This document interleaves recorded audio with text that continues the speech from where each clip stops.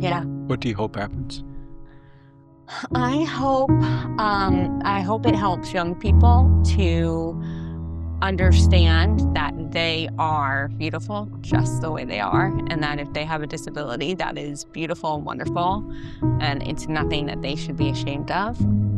And I hope it opens a broader conversation about the fact that disabled people want to date.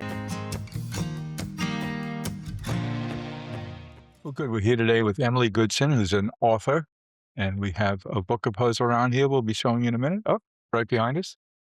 And we got to meet you, Emily, with one of our events here at Worth Media Group, introduced by a friend, Dr. Bobby Wagner. That's right. So I asked Michaela Barker, who's our associate producer here, to join us today because I saw the two of you got into a really good conversation and seemed to hit it off well. So I figured I'm used to being outnumbered. Let's just make it a vast majority. How are you today? I'm excellent. Thank you. Big day today. Big day. The book came out this morning on Amazon, Barnes& and Noble, and a couple retailers. So very, very exciting. How long a project was this? Genesis of the book was an article I wrote that was in the LA Times 3 years ago, entitled "I'm a Disabled Woman. Is That a Dating Deal Breaker?" Didn't really published it, didn't really know what to expect, but there was a massive response to it. And so pretty immediately after that, I knew I wanted to talk more outside of those 500 words. What caused you to write those 500 words? How did that come about? I got my heart broken. Yeah. You think you're the only one? It felt like it. Yeah, and I also, I had started at the time to talk more publicly about my physical disability. So, I had a brain injury when I was 8 and grew up disabled, but didn't really know how to talk about that and wasn't really comfortable with myself. And so, as I was sort of in this, dating situation that I had hoped would work out, was also doing a lot of work on myself internally, and had become much more proud of my identity as a woman with a disability. And so I got my heart broken, and then was starting to speak out about disability, and thought, no one's talking about this. Like, no one is really talking about what it's like to date as somebody with a disability, and no one's talking about, you know, self-acceptance as someone with a disability. The brain injury happened when I was on vacation outside of Washington, D.C. Yeah. I was with my dad and my brother, and I fell. And my dad didn't really think anything of it because 8-year-olds Kids fall all the time. all the time, Exactly. They bounce right back up. all the time. But then an hour or so later, he asked me to push a button on the elevator, and I took my right hand and reached across my body and grabbed my left and pulled it forward. And so at that point, he was like, "Okay, I think we need to Go in go." and see some. Precisely. So I went to the ER. They said, "You've had a brain bleed. We're going to stop the bleeding. But long story short, you should probably have surgery to remove this kind of clump of blood vessels that caused the bleed. Otherwise, it could bleed again." And so I went out to Mass General in Boston. They did a great job. They removed this little clump of blood vessels. And was it a trauma from the fall? No, it started bleeding before the fall. So the fall was a result of the bleed. Precisely. So the bleed started, and it started to cause muscle weakness on the left side. Uh-huh. So the bleed was back here on the right side of my brainstem, which controls the left side of the body. So it started. Do they have any idea what causes that? How did that happen in the first place? They don't. Now, it's called a vascular malformation, and it's just something to do with how the brain develops. Mm-hmm. And it just started bleeding, just random. But because of the bleed, I, was partially paralyzed, and then I lost my speech during the surgery. Oh, wow. Yeah. How long did it take you to get your speech back? That came back the quickest. It was a couple months. Huh. And you're still 8 now when this happens? Yeah. Yeah. Second grade. Oh, wow. Yeah. Yeah. So did you miss a big chunk of the second grade? I missed all the rest of second grade. So this happened in October.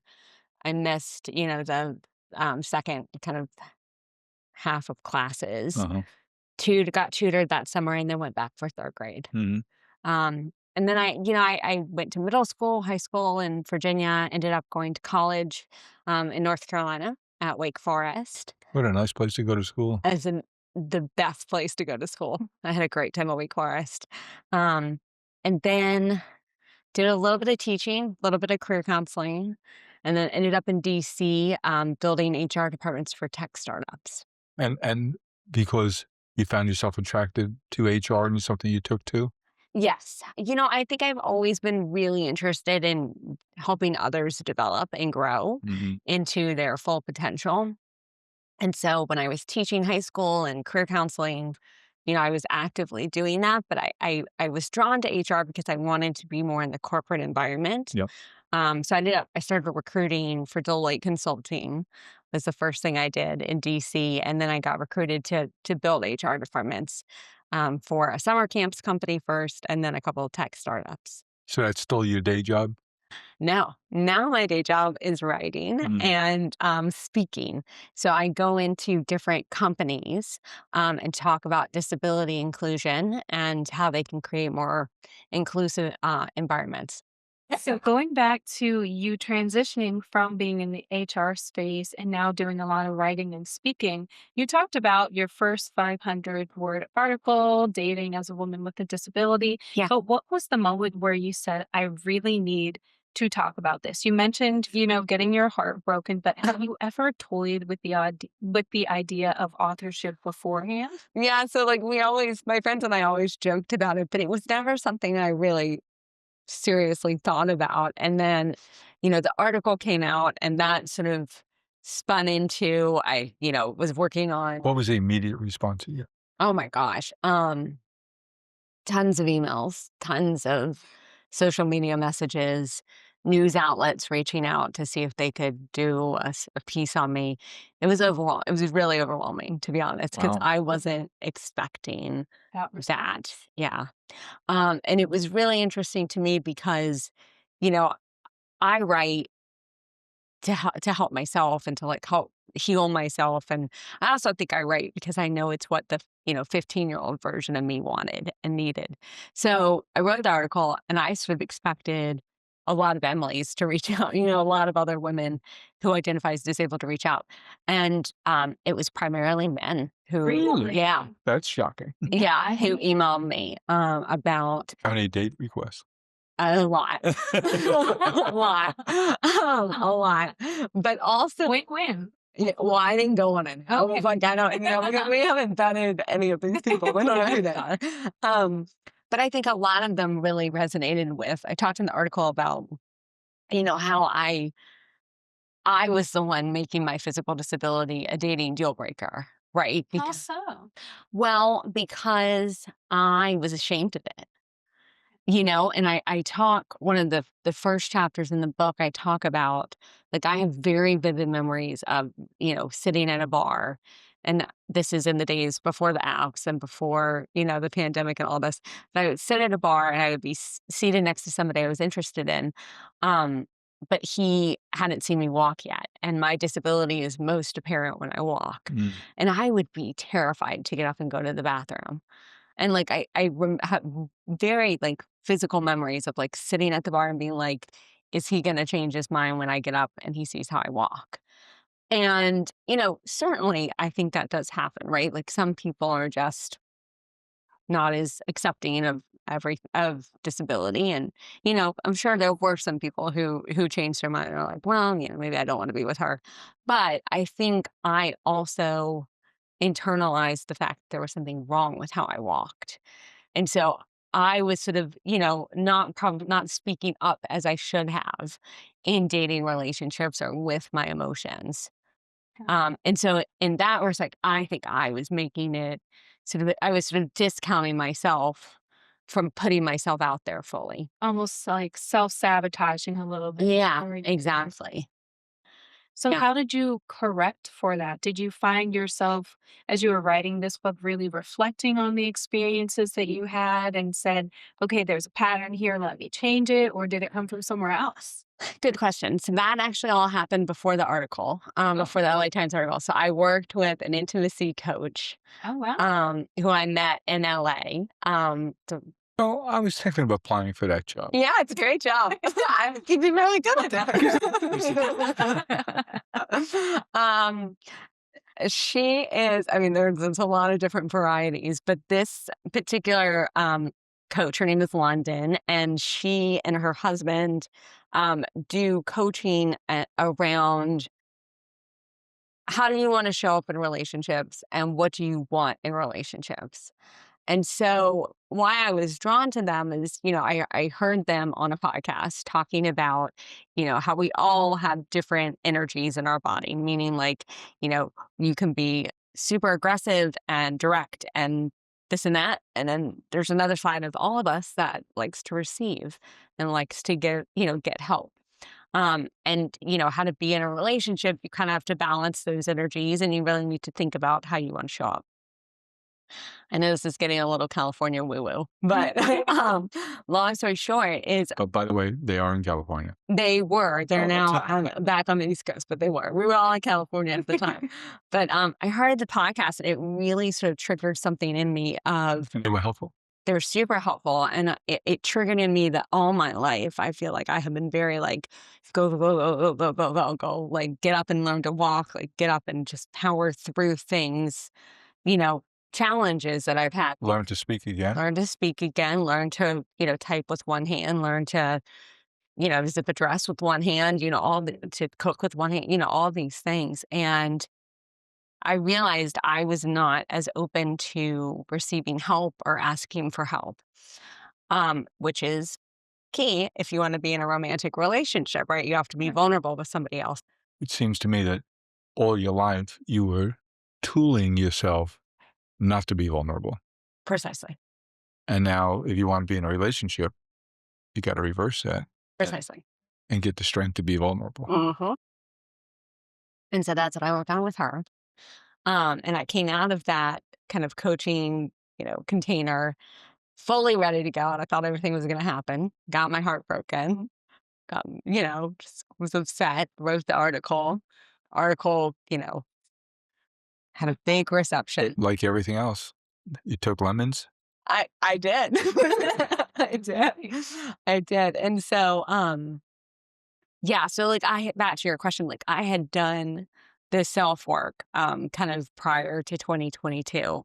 And then I think when I was writing this book too, it did help me to even Did you write it with a uncover. plan to publish it, or you just wrote it to write?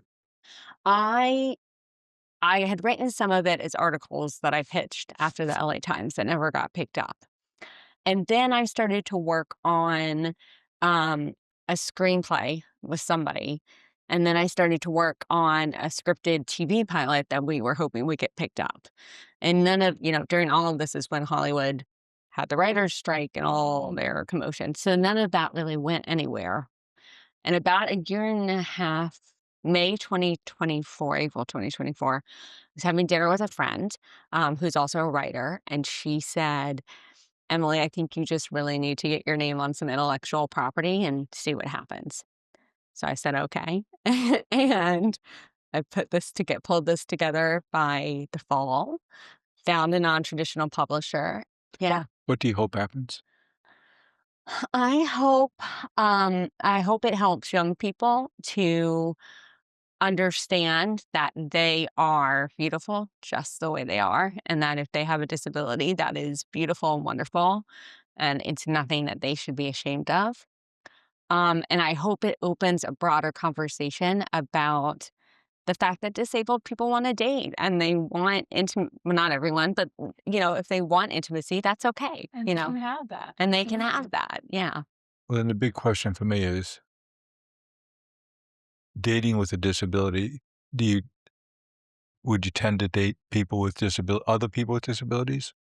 It's a great question. I think Are they tend to be more accepting? I have found, yes. I have found that, or to clarify this, I feel like the people who are most accepting have experienced disability in some way or another, right? Maybe not them themselves, but they might have somebody in their family Yeah.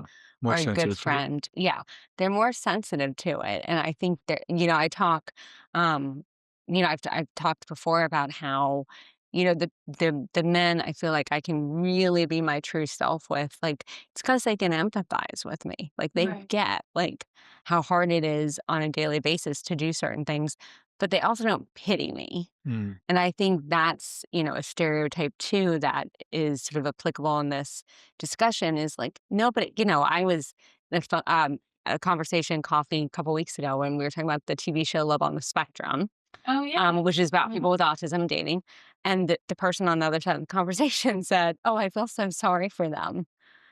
And I said, they don't want you to feel sorry for them. Right. They absolutely are Just want you to understand that. correct, and they're very happy with their lives, and they're out there finding love and doing different things, and that's wonderful, but I think that unfortunately, some people still have if they're not as familiar with disability, that's their assumption is like, "Oh, I need to feel sorry for that person," or "Why Pity and pity, why would I want to live with that?" Treat your sweetheart this Valentine's to gourmet gifts from Harry and David. Dazzle them with premium wines, rich chocolates, dreamy desserts, and all the tasty goodies they love most. When you finally realized that you had to let that guard down Mhm. to form relationships, uh, not relationships, but dating relationships, Yes. because I suspect your non-dating relationships, your friends, your social network, you didn't have that same set of walls. Some, but not the same. Some. Yeah, it's funny looking back, there was some there. Like, I wouldn't have told you at the time there was some there because I had really great friends, Yes. even though I wasn't dating a lot. But looking back now, like, comparing the friends I have today to the friends I had 10 years ago, the depth of conversation we have is completely different. And, Well, are you different? yeah, am I different? Yeah. I'm very different. Yeah. Yeah, and, what I share with them about my disability is very different. I think growing up, I didn't talk about disability with my family or my friends, which I think was a start of some of the, internal problems that I had, Mm. because that's not healthy. And so that's amazing work that you're doing. But I'm also curious, has there been anything about this journey that's really surprised you that you Mhm. didn't expect? These are good questions. She's good. She's really good. Everyone around here said she's not good. I think she's all right. He brought You're giving me chances, you know. something that surprised me. I think I would say it's the impact I've had, um, in the sense of, like, I feel like I have been a very ambitious person all my life, and, I've always In every path. in every path, right, and I feel like I've had these grand dreams of, like, I want to enact change, and in my head, I assumed that, like, to enact change, you have to be, in a very powerful position, or you have to be on a television network, or you have to, write in big movies. Remember when there were television networks? I don't know if they still So quaint. exist. I know. Um, but I don't need to do that. I think what's been surprising to me is I'm like, I've already changed the world. And I was saying to Michaela, like this morning, somebody, a college student who's 19, sent me a message. They had found the book in a library, and they said, this book helped me so much. They said, I have a therapist, but my therapist is not disabled, and I am disabled, and reading your book helped me so much to put together some missing pieces. And I said, that's it. Like, that's Did you all get that tingly? matters. Oh, I wept. Yeah. Yeah, I'm like, that's all that matters. And it's yes, there are, hopefully lots more changes I can enact, but I'm like, that's enough. And if I did that with one copy of this book, they're a non-traditional publisher. I guess that's surprising to me is like um how all of us can really enact change just through small steps. It doesn't take much. Tell me about. I beat the drum about men's need for adult male relationships. And Oh, being an old guy, particularly I talk about older guys and how we have to be conscious of maintaining our network of friends. And yeah. I talk about how social media has been beneficial to us, Yeah. particularly not social media, but texting, creating Yeah. our own social media. It's a way to stay connected Yeah. and to share things and to feel like even if you're not proximate, if you have some frequency of contact, even if Yeah. it's just sharing uh, opinions about the New York Mets' most recent trade we started, or something that's going on in politics, it makes you feel connected. Yeah. Tell me about how you think about the women relationships you have in your life, and Oh what gosh. work do you put into that? I put a lot of work into my friendships, and I will say, men's mental health is, like, one of my favorite things to talk about. It's very Just to important make to fun me. of us? No, no, no, because I just, most of my best friends are men. Is that right? It is, yeah, and that's been true for a long time, but yeah, I mean, they seriously are. My best friends are men. And I just care very deeply about the men's mental health crisis that we're seeing in this country. Mhm. So, I think, and I did a keynote earlier this year at a company and to like a pretty diverse audience. And afterwards, a gentleman came up to me and said, non disabled, he said, I really appreciated the impact or the emphasis you placed on therapy and coaching because as a man, I feel like we don't get to talk about that enough and how important it is to get help if somebody needs it. And I was very touched by that. Like I take those compliments very seriously. Mhm. Um, but I've done a lot of work in my friendships, and I think, you know, one of the things I talk about in the book is that in modern day society, I think, Esther Perel, who's a wonderful relationship therapist, she talks about, how we put too much emphasis on our romantic partner, right? Like sometimes we expect our romantic partner to be the end all be all everything for us. Right. And that's just not realistic. And it's not fair to put all that on one person. So I That's not think, healthy. correct, we need to, I try and treat my friendships just as intimately as a romantic partner, right? Of am I, kind of being intentional about who's in my close circle and am I calling and texting them at least every week? One of the big things for me is I really in-person time with people is like my love language. Like it's Quality time. very, very, very important to me. And that's why like I fly back and forth between here and the West Coast at least 2 or 3 times a year. Cause like I want to see my friends. Mhm. Like I went in October just to see my friends there Mhm. because that's what matters to me, and so I think it's, like, defining what's important to you and then taking the aligned action, in those relationships. Mhm. And being intentional about everything. Totally, Continue to. totally. Listening to you earlier, Emily, I was reminded of when I asked you about a moment in your life, I'm thinking of what moments in my life, and Yeah. a teaching moment for me was just as a witness. My daughter was in college, and I was involved with a charity called the Very Special Arts. Okay. So the sister organization is Special Olympics. So Mm, sisters, Shriver, one of the Kennedy sisters, created Very Special Arts to bring the arts to the disabled community. yeah, And I was fortunate to be asked to be on that board. And we were having a strategy planning session, and they hosted it up at their family compound, the Kennedy family compound in Hyannisport. sure. The executive director of the organization was a wonderful fellow named John Kemp, who recently ran the Viscardi Center on Long Island, which is a fabulous place. We do a lot of work with it. Smile Farms at 1-800-Flowers et al. He's now down south in Alabama, running a program there that's pretty terrific too. But John was born without limbs, Mm, so he has partial limbs.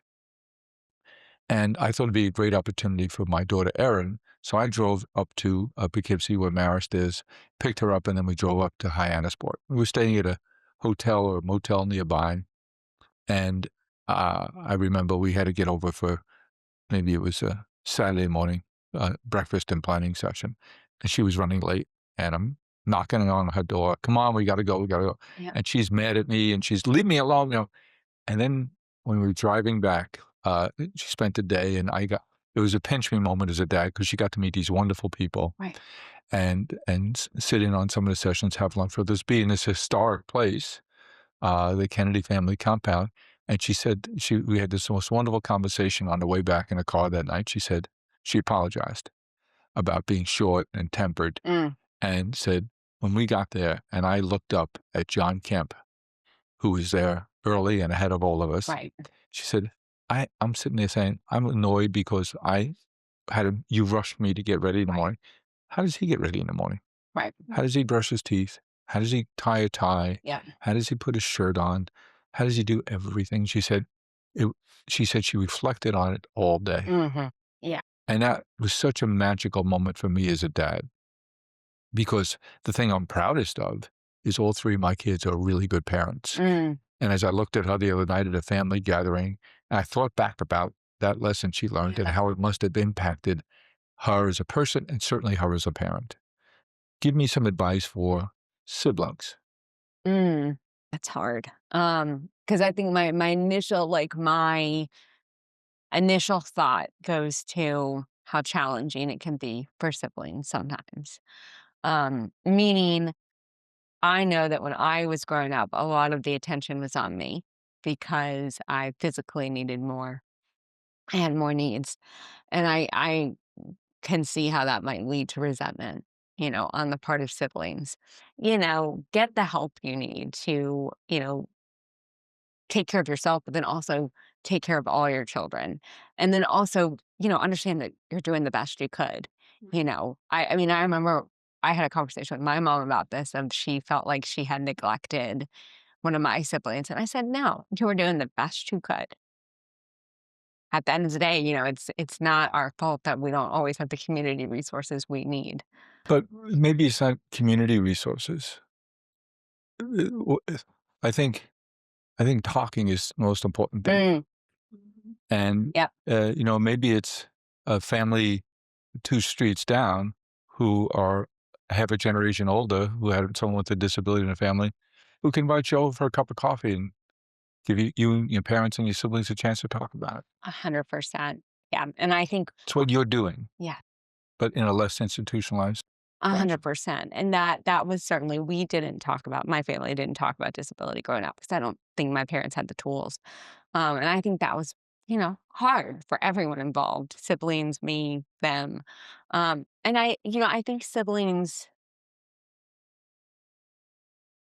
my siblings have done a beautiful job of, they never, sort of pitied me or excluded me from things. And I think that I appreciated that because, I knew they wanted me to include it in different things, and they weren't, I mean, my sister would make a joke sometimes about my yellow green backpack being annoying, but it was, Well, it must have been. it was an eyesore. It was like a neon green like backpack. And she was like, I can't believe my sister wears this, but it was never, I never felt that they were ashamed of me. I knew they looked up to me. Well, Emily, what a treat. Yes, I'm so I glad Dr. Bobby Wagner me introduced too. us.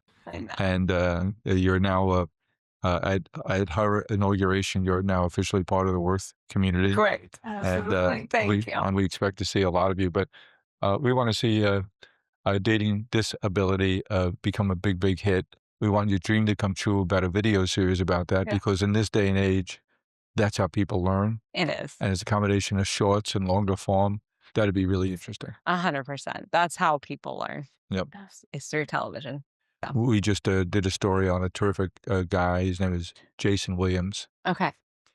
And Jason's a terrific guy who's had real challenges in his life. And he's found recovery. And his way of finding recovery is not dissimilar to yours, Okay. in the sense that his way of staying in recovery and being a productive and good person is helping other people. Yeah. And I get the sense that you're managing and turning lemons into lemonade in your life is by using your experiences to help other people. 100%. Yep. And thank you for doing that. My pleasure. Thanks, Ed. Yeah. Thank you. Thank you. Thank you.